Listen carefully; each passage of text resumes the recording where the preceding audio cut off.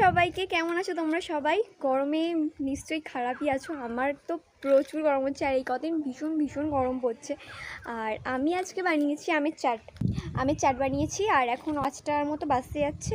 আমরা এখন আমের চাট খাবো। ছাদে চলে এসেছি, বেশ সুন্দর হাওয়া দিচ্ছে, তার জন্য চলে এসেছি ছাদে। আর এখন আমরা আমের চাট খাবো। একজন আছে আমার সঙ্গে। ভালো হয়েছে?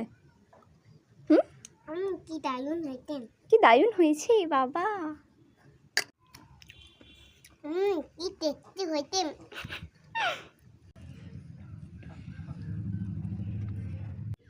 ভালো হয়েছে।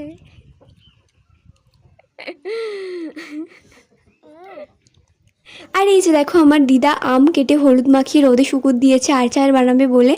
আর দাঁড়াও, তোমাদের দেখাই আমাদের ছাদে কি কি গাছ আছে। এই যে দেখো, একটা উচ্ছে গাছ, এখানে উচ্ছে হয়েছে বেশ বড় বড়। আর একটা উচ্ছে গাছ আছে, সেইটাতে ছোট ছোট হয়েছে, এই যে এটা। তো এই সমস্ত গাছগুলো আমার দাদুই বসিয়েছে। আমার দাদু প্রচুর যত্ন করে এই গাছগুলোকে।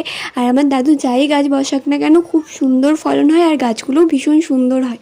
এর আগে টমেটো গাছ বসিয়েছিল, তাতে প্রচুর পরিমাণে টমেটো হয়েছিল। তো সেগুলো তো শেয়ার করা হয়নি তোমাদের সাথে।